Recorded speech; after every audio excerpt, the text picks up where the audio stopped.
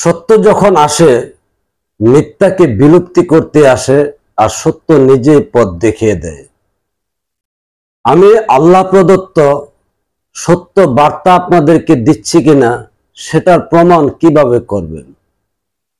কোরআন যদি দেখেন, যুগে যুগে মহান রাব্বুল আলামিন যে নবী রাসূল প্রেরণ করেছেন তাদেরকে রহমত এবং নিয়ামত স্বরূপ মানব জাতির জন্য পাঠিয়েছেন। আর সেটারই ধারাবাহিকতায় যুগ যুগান্তরে যত মহামানব রসুলগণ আসবেন, ওনাদের মধ্যে ঠিক মহান রাব্বুল আলামিন একই সত্য একই সত্তা দিয়ে প্রেরণ করবেন।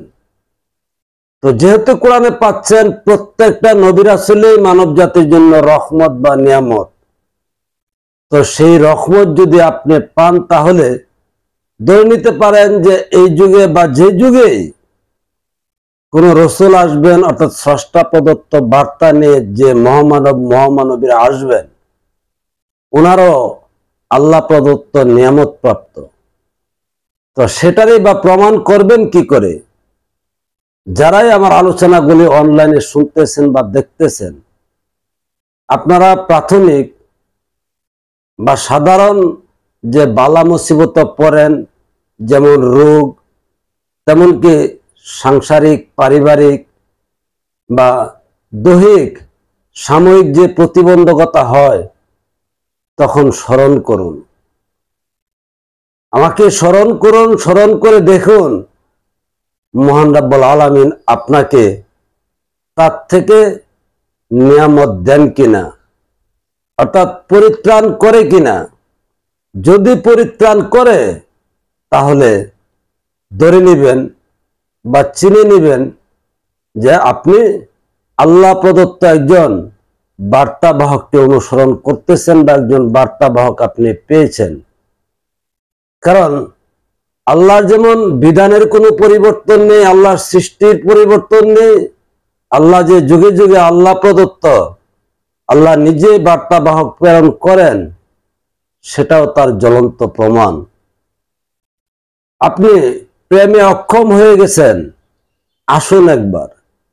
আপনার স্ত্রী আপনার ভাত খাচ্ছেন না, আপনি অতি দুর্বল হয়ে গেছেন, আপনার মধ্যে প্রেম নেই, কারণ আল্লাহ প্রেমময়।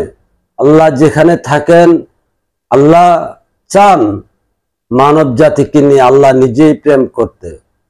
আপনি নারী, আপনার স্বামীর সাথে সময় দিতে অক্ষম হয়ে গেছেন, আপনার মধ্যে প্রেম নেই, এসে দেখুন আল্লাহ যদি আপনাকে সেই প্রেম পুনরায় ফেরত দেন, তাহলে তো আপনি বুঝতে পারলেন যে না, আপনি আল্লাহর পথে, আল্লাহর মনোনীত ব্যক্তির সাথে এবং আল্লাহর দিদারের বা আল্লাহর নৈকট্যে আপনি পৌঁছেছেন। নতুবা এটা দেওয়ার কারোর শক্তি নেই।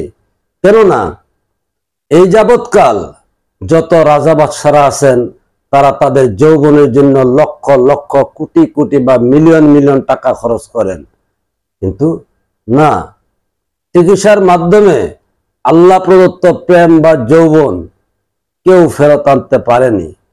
কিন্তু আল্লাহ চাইলে মরুভূমিতে ফসল দিতে পারেন। আপনার দেহটা যদি মরুভূমি হয়ে যায় কিন্তু ভালো আছেন, তবুও আল্লাহ আপনাকে প্রেম দিতে পারেন। তো এই সত্যতাগুলি উপলব্ধি যদি করতে পারেন, ধরতে পারেন যে আপনি আল্লাহর প্রেরিত একজন কামেল কিংবা রসুল বা বার্তাবাহক, আপনি যে নামে চিনেন বা বুঝেন, সেটার নৈকট্য প্রাপ্তি আপনার হয়েছে। ভালো থাকবেন। মুহাম্মদিয়া ইসলাম জিন্দাবাদ।